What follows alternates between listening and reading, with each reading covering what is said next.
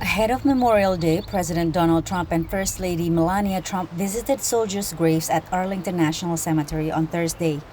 Hours later, he was briefed by Pentagon officials on a plan to deploy more troops as one of the options to address rising tensions in the Middle East.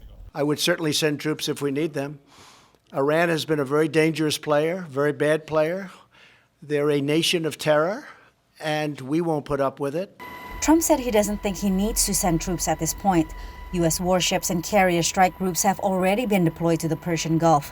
Earlier this week, administration officials said the move has been successful in putting Iranian threats on hold. They stressed that the U.S. is not seeking to provoke Iran. Our biggest focus at this point is to prevent Iranian miscalculation. We do not want the situation to escalate. This is about deterrence, not about war. Tehran also says it doesn't want war.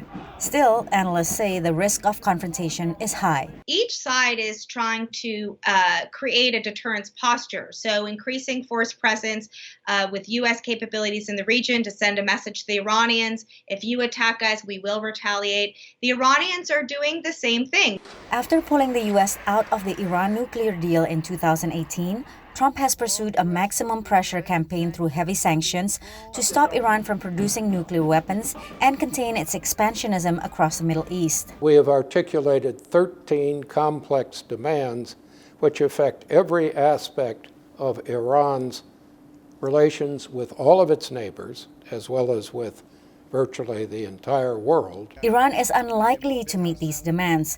President Hassan Rouhani has rejected talks, declaring that Iran will never bow.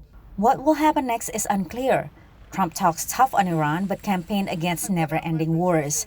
Meanwhile, National Security Advisor John Bolton has pushed for military action, even regime change. The ambiguity about what this administration ultimately wants does create problems for actually gaining success and getting to some outcome we'd like to see. Some analysts see the lack of clarity on Iran as emblematic of Trump's overall foreign policy approach, where the administration would push hard toward a desirable outcome but lacks credibility in its messaging. The way you go about it can be anything from a clearly stated strategy to almost a tweet, but you never know from day to day which is the guiding area.